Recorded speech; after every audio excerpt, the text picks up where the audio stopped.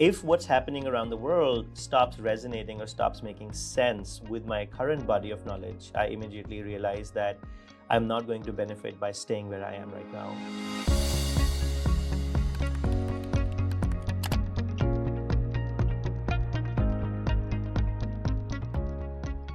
We talk a lot about goals, progress, and habits, but what we don't talk enough about is reinvention. How do we overcome this inertia of the comfortable when we feel this knowing, this sense that it's time for a change or time to try something new? Welcome to the Building Thinkers podcast. Today, we're going to be talking about how to reinvent yourself. And this episode has been in the works for a long time because my guest today is one of the most clear examples of what it means to be a multi-potentialite. Trained as an experimental physicist, playing a key role in establishing Pakistan's first liberal arts and science university, and a radio show host or radio jockey, to name a few, with an improv background. And that's just a small taste. I've had the distinct pleasure of collaborating closely with him, even being on the hiring team for his current role as Chief Learning Officer at San Francisco Bay University. So without further ado, I'm so delighted to be joined today by Anzar Khaliq.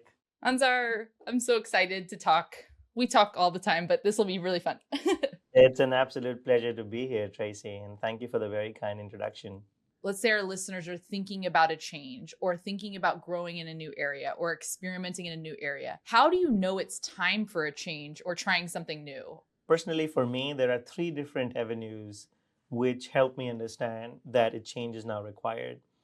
First, I'm a very keen listener, and listener not just in terms of what's happening around me, but in general, the world, what's happening around the world is something that's very important for me. If what's happening around the world stops resonating or stops making sense with my current body of knowledge, I immediately realize that I'm not going to benefit by staying where I am right now, and I need to grow. And luckily, we are in an era, in a time where self learning has become much easier than it was a couple of decades ago. That's the first marker for me. The second marker becomes when I realize that in my own conversations, I am somewhat repeating the same thing I was a year ago or 2 years ago. So, somewhat, in some ways, stuck in the version one of my thinking. When that happens, I realize that there are one of two possibilities. Either I do not have enough depth in the discipline or in that area, and that's why I continue to say the same things, or I have arrived at sufficient depth, but clearly the breadth is a problem now. I'm unable to link it to other disciplines or other ways of thinking. And that's when I start to think about whether to go broad or to go deeper. I mostly go broader. I find a lot of value in understanding how the work that I'm doing is either inspired by or impacting other bodies of knowledge or other disciplines. And the third part is, in general, when major changes are happening in the world, when new experiences, new tech arrives, this is again an opportunity. I think about it that what's the larger goal of these things coming out, and if they do have a profound impact on the human experience, then I realize that this is a time for me to learn something new and perhaps do new things with these new experiences. I'd love to dig in on that first one you talked about, kind of this gap between like where you are and making sense of what's happening in the world. Can you maybe give an example of where you have felt that and what action you took based on that feeling? It happened multiple times in my life. When I finished my doctorate in physics, I was at the very top of the field at that time, doing the most cutting edge work, and thought that I really arrived at the summit of knowledge and I knew a lot. And at that moment, I met the president of Habib University, the founding president of Habib University, and he asked me a bunch of very interesting questions that had nothing to do with physics, but had to do with the self, about where I'm from, about my culture, about my language, about my traditions. And at that particular moment, I realized that I knew nothing about them. And that was a moment of realization that in the absence of the understanding of the self, I would not be able to build a strong foundation of whoever I want to become. And I realized I was really standing on very shaky grounds at that time. That was one moment that I clearly realized that what the world was saying was very different from what I was experiencing. In my work as academic as well, the same thing has happened, that when certain practices became very normal and natural, but I saw that the outside world was not resonating with those practices, especially when people were going, students were graduating, for example, or if we were moving from academia to industry. The gap was too big for me to understand the relevance of the practices that were happening. So, which made me completely rethink, go back to the drawing board, and think about what we do and why we do it. Anzar, will you share a little bit about what is it that you build? And you can tell some of your story of how you got to the work that you're doing now, and then we'll unpack this theme of reinvention. It's a phenomenal question of what I build, because I've built different things in different phases of life depending on what I discovered about myself. In the very first phase of my life, when I was still very young, into my early 20s, I was building atomic structures. I was working with atoms, I was working with things at subatomic level, and I was very proud of what I was doing, what's commonly known as the world of nanotechnology.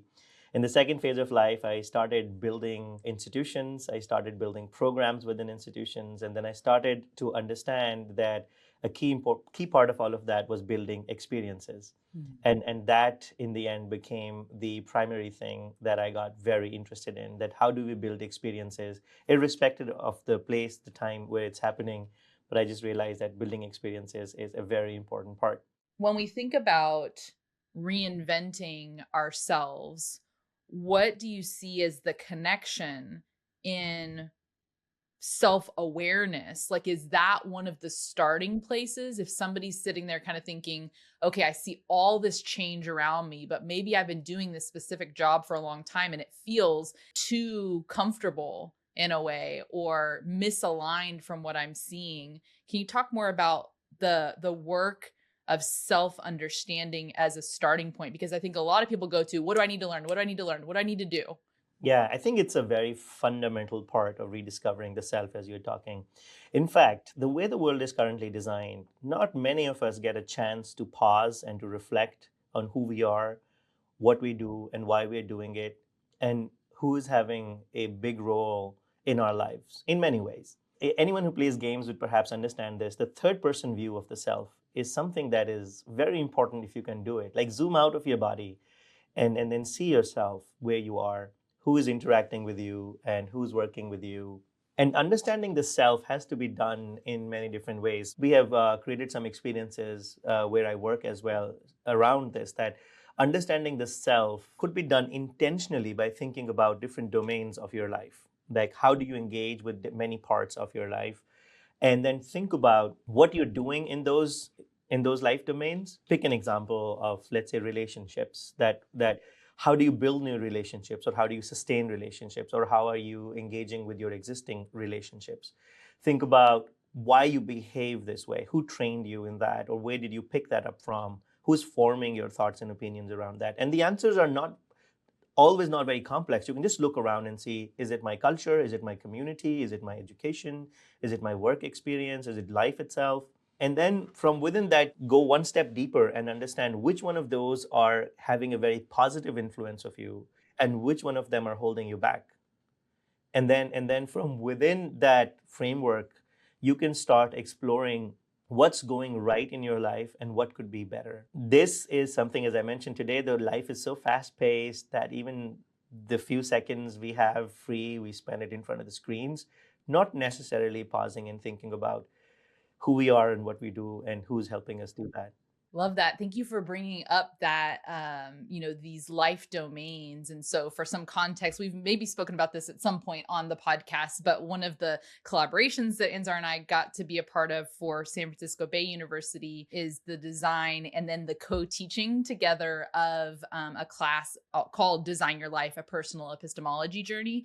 So when he's speaking to these life domains and the activities within there, that's, the core of that work. And one of the things I wanted to unpack with you is some of our lessons learned and some of the things that we heard from students that can also be applicable, because everyone has their life and these domains. And really this season of the podcast, I'm zooming in on each of those areas. So I'll have some guests where we're going to talk about relationships, some guests talk about finance, because we're not one dimensional. And so many of these areas of life are, of course, interconnected.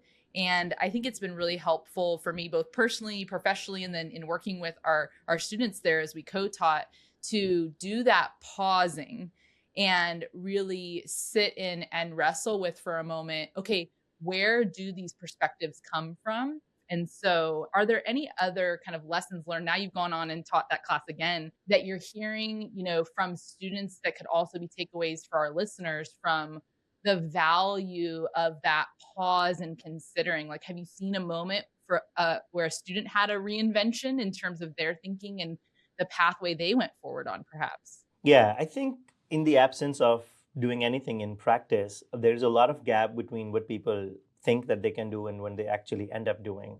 One of the key lessons that anyone who experiences this particular approach of redesigning your life is that a lot of actions either seem too trivial or either seem too difficult, but the reality is somewhere in the middle of it. For example, a student or a practitioner would say that my physical health is not in best shape at the moment, and I'm going to set a very small goal of walking 10,000 steps a day. And it sounds like a very simple thing to do. When they start doing it, they realize that on average they were doing 7,000 steps a day, and then getting those 3,000 additional steps was not as easy as they thought. This is a moment of reflection about what's stopping you from getting from 7,000 steps to 10,000 steps. Just a very small example. And within that gap lies a very profound understanding of what helps you move from one point to another point in life, what pushes you for a very small thing like that. In other ways, students or practitioners have had they said that taking control of my life is pretty easy. I'll just organize, I'll create a calendar and I'll follow it. And when they start doing it, that they realize it wasn't as simple as they originally thought. Developing new habits requires certain kind of consistency. And also there were hidden skills that they had not appreciated that just start surfacing.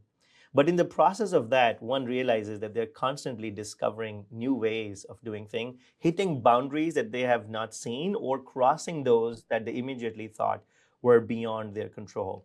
One example was a food experience that a student was doing, new country, new place, and they thought that they would never be able to eat healthy because of the budgetary constraints, and they don't have enough time or skill to cook. And they never thought that this was another part of their life that they will explore, but they did end up not only exploring it, but they're very proud of what they make, and sometimes invite the rest of the class to taste some of the things that they're making. Another one of these experiences is sometimes when you're actively reflecting on experiences, you get to know more about people that surround you in ways that you haven't thought. There was one particular experience where an individual learned that their parents have gone on to, at the birth of this student, the birth of this child, the parents made a very important decision about their career, and a choice that was not known to this person ever. And it only came up when they were exploring their relationships and then talking to people, in this case, their family, who inspired them, and realized that a form of sacrifice was done that they were completely unaware of. This immediately strengthened the bond beyond what it already existed. And so, in general, I think a curious mind is the most important thing one can carry, and curiosity about the self, I think, is the most critical thing. And sometimes we forget to do that. We could be curious about many other things, but curiosity about the self, where you take a pause and you're like, I did that. Why did I do that? Or I constantly respond to these things in this particular way. Why do I do that? I think that could be very helpful in rediscovering the self. I think a lot about the Viktor Frankl popularized concept of the stimulus and the response, that we have control of the space in between. We don't always have control over the stimuli that we're impacted by or the things that happen, but we do have the control over the space in between that and our response. And it makes me think about, again, this, just fast pace, changing culture, shifting practices, shifting jobs. It feels like kind of all around, at least in the noise of the online world. And so it really is going against that inertia to take the pause. And what I hear in your reflections is that in that pause is so much value then to go forward in a way that's maybe more aligned to what you're looking for, that maybe you haven't realized before. Because when that, we started with this idea of reinvention, and when something feels off, or you can reach for not necessarily more, but something different, something more fulfilling. Or I love the idea of human flourishing. Like, what does that mean? What does the good life mean? And it's not a definition that's out there that somebody else can tell you, but it requires that pausing to say, what does a good life mean for me? Maybe the next thing that might be interesting to hit on in reinvention is, it strikes me, Anzar, from knowing you and collaborating with you, that you do such an exceptional job of staying open and kind of not, even you have so much intellectual knowledge, experiential knowledge, you still have an intellectual humility and willingness to not know yet. And I'm wondering what you might say to our listeners about how you cultivate that, because we have many high achiever listeners and it might be easy to fall into this, I know that, I'm going to just follow my expertise. But how do you continue to stay open and really collaborative with others, which you do so well? Thank you for saying that, Tracy. I think life is, or life experiences are a very key part of that. The more you engage with people, the more you realize that there is so much that you are either unaware of or are not capable of doing, and the others are demonstrating that they can do that in a way that you haven't even thought. This requires, of course, an open mind and a reflection. I think in many ways I was confronting this battle of discovering the many versions that I could have been, I could have become. And one of the versions is this somewhat open version, someone who's constantly trying to learn. But it takes time to shape something like that. When I was starting college, when I started doing radio, I had another option to pursue life in the performing arts. And that's a very different world from the world of physics. In STEM, especially in the world of physics and mathematics, you are arriving at that one answer that is the correct answer. That's the optimal answer, and you're always looking for those optimas, those optimums. And but in the world of humanities, and when you're engaging with humans, there is no one perfect answer. Mm. I did not know at that time, but I was grappling with the idea of divergent thinking and convergent thinking. I did not have the vocabulary at that time. When I started my doctorate, I felt that there was a missing piece of me because I had decided to pursue my future and my career in STEM at that particular moment. But I felt some emptiness. Something wasn't complete. And so I started doing another degree in improv theater as well. I just thought that expressing myself in that way was helpful. And I also saw connections between becoming a good teacher and knowing how to do improv at that time. This was another moment for me to think very differently about different options and not thinking about that optimum option, because whoever is sitting in the audience, not everyone will be inspired by the same joke or the same sentence stem that I will end up making. And then the largest change came when I experienced human-centered design, and I was introduced to the idea of design thinking. This was late 2015, and the idea was very new in my home country at that time in Pakistan. And this was central for me, that no matter what you're building, no matter what you're designing, there's always an opportunity to continue to improve on that process. So embracing the idea of constant iterations, that you will move to what you have today is just one version of how it could be done. And then I was able to connect that to the world of the software as well. Like Facebook worked, Instagram worked. Why would they keep on pushing new changes to it, right? It's working. And all we had learned before, don't change it. If it works, don't change it, right? But it was working. But of course, there was something else that they were thinking of, and that made me think about that even the most polished products, when they come out, we are always thinking of what could be done better is something that can happen to us as well. That I think that I'm doing it really well today, but can I do it even better? And I think over time, as I mentioned, all of these thinkings evolved, and now I have somewhat arrived at a decent combination of convergent and divergent thinking, like using them when needed and as needed. And it also reflects in what they call the double diamond model of human-centered design. You start with a point, then you expand, and then you come back, and then you expand again.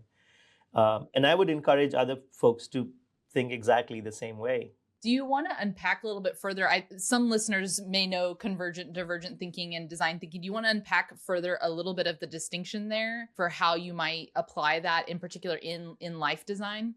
For anyone who's listening to this, let's pick a domain of health. Now, it's a pretty broad domain.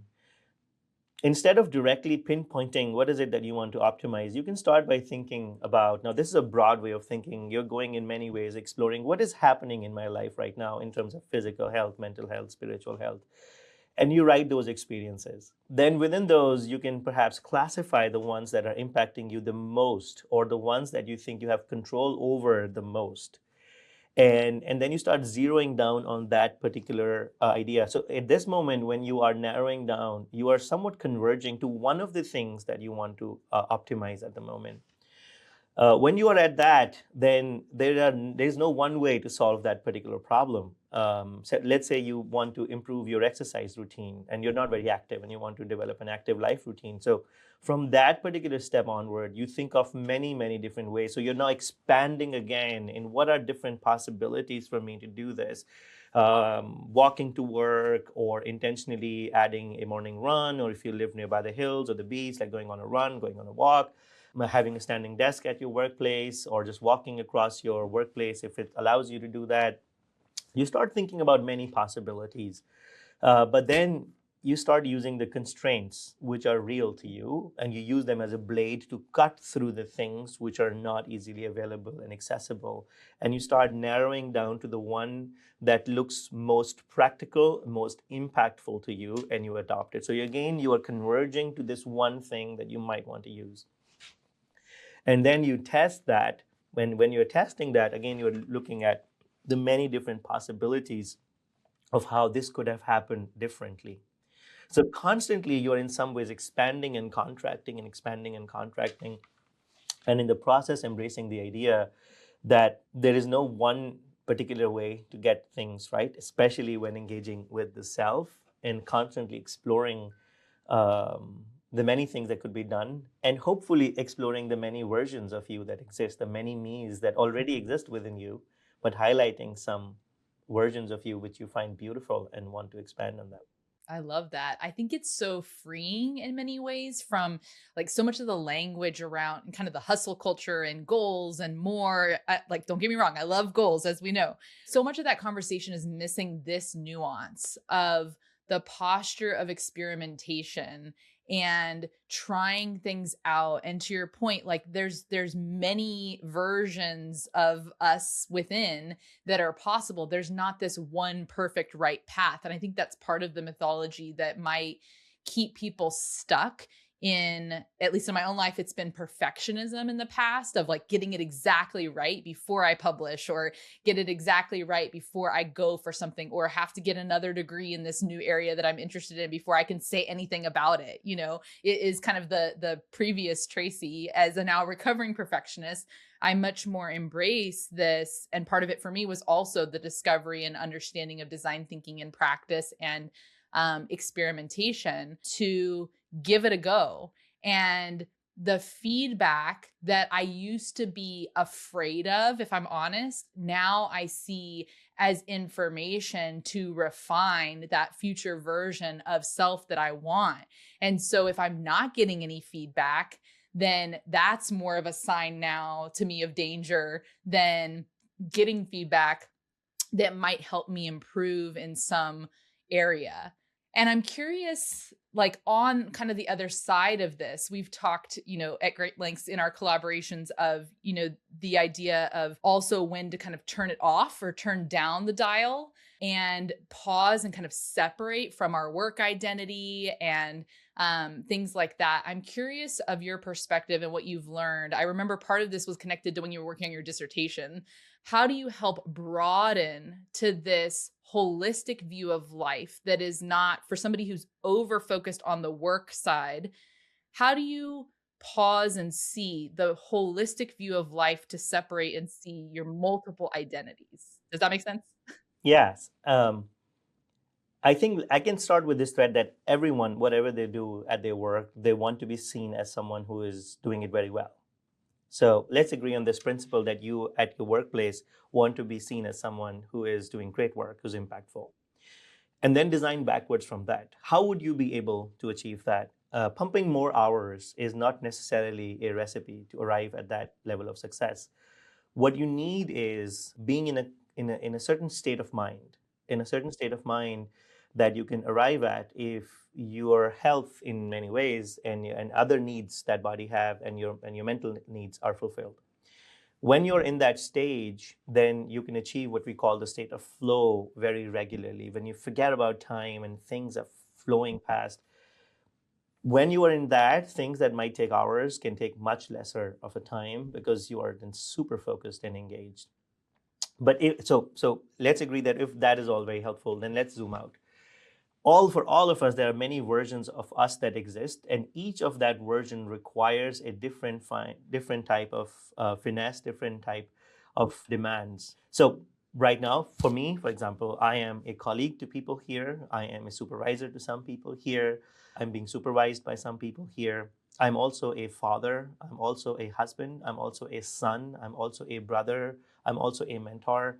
And in all of those roles, when you step out and you see yourself changing, when you move from one group to another group, you see a change in your posture, you see a change in your vocabulary. And that is an that there's nothing wrong with that. This is perfectly who we are, that many different versions of us start to come out when we are in those experiences. Now, what's important to understand is that all of them demand time and attention as much as the work. And when you stop giving time to these other versions of you, you go into a debt. It's not that you can ignore them and come back to them tomorrow. You literally go into a debt and you have to pay that debt. That takes a big toll on you. And so, into this run of life, when you are constantly trying to improve yourself and you think that perfection or improvement can only be seen through the lens of your work, that's only a very small aspect of who you are. And so getting praised at work is of course nice. People come and tell you your work is impactful, and now here's a promotion handed over for the great work you did. And because in other aspects of life you don't see a promotion, you fail to understand that in those as well you are constantly growing, and they also give you a lot of energy. I would ask people to pause and think about people that they care about. If you're sitting, you have a piece of paper, just write people that you care about. And then think about when was the last time you talked to them? And when was the last time you talked to them in a meaningful way with a deep interest in them? And if life is getting in the way, if you're unable to connect with those you love, then there is clearly an imbalance somewhere. And I understand that sometimes life is so tough that in order to just put food on the table, you're moving between one job and the other job. And this is a moment where you can perhaps also zoom out and see what is in my control, because what's very important is not what others are controlling, but what is in your control. It just strikes me that this is, again, when I think about the inertia of culture and whatever you're reading and listening to and where you're getting your news source from and what you're reading on LinkedIn, that all of that can create, we know, echo chambers, of course, but also how does that kind of influence the way that we even see ourselves and what success looks like? I think this pausing that we've been talking about, this reinvention, allows it to be back in our realm of influence when we're not realizing how influenced we really are by all those voices and noises around. And I'm curious, as we think about AI and the technologies, the algorithms, and all of those things that influence, how do you think about maybe this idea of what we're being fed and how that influences us? How do you kind of manage that for yourself, even like social media and what you read and listen to, and keep it broad? I think having a critical mindset towards everything you're engaging with is very important. And as I mentioned earlier, when I see that I'm constantly saying the same thing over and over again, I realize there's a problem with the way I'm approaching the subject. And that's where I need to see contrasting opinions. um, this is something that's not very easy because your social media tools are trained to be optimized to what you will click more and more and more. So one has to be very intentional in seeking out the input or the ideas of the other people as well. It helps, by the way, to identify some people who have completely opposite beliefs to what you think and then subscribe to their feeds and confuse your algorithm at the same time, but also subscribe to their feeds with this particular goal. that they're also humans, and there's a reason that they're thinking like that. Those could be valid or invalid reasons, but their life experiences have led them to a point that they think about life and world very, very differently. And walking with that empathy is very important, because humans are not colored the same way. Our life happens to us in many different ways. No one's born a certain way. So these are purely lived experiences that make us who we are. And so I approach that with that particular mindset. And I find that taking my own stance, or where I stand on things, is always somewhere at the intersection of these very differing ideas, where one must be well aware of the counters to what you believe is, and then rationalizing them from wherever you are coming from, and then agreeing on that I understand that the world disagrees with some of these principles, but they are foundational to who I am. I think one very important thing is not to always defend the stance that you have or the position you have. Because the moment you become defensive, you start to gather more information to strengthen your defense, as opposed to being more open to understanding why were you in the first place, where you had to defend, which means differing opinions exist. If we fail to both accept, acknowledge, and appreciate the diversity in human thought, then we would always be missing a very big part of our lives. So I would say that thoughtfully embracing new progress or new ideas or new growth is important, so you can understand what it can be used for, and what it can be used with, and what can and cannot or should not be done. Because humans, in the end, are also good at regulating things or at designing rules and principles. But that can only happen if you're very well aware of the thing that you're designing the rules for. One of the sentence stems that we use on the podcast is if only people knew. So as we kind of wind down our time, as you think about this idea of reinvention, what would you say if only people knew when it comes to reinventing your life design? If only people knew that there is a different version of themselves that could be explored, that could be way better than what they are right now. And if that somehow that version would come and meet them and say, hey, this could have been you as well, and you still can be that, is the answer. It's never too late. It's actually true in this case. You can always rediscover yourself. I think if people knew that there was another version of them out there really waiting for them for a handshake, then perhaps um, they would abandon some of the things which are stopping them from exploring that path.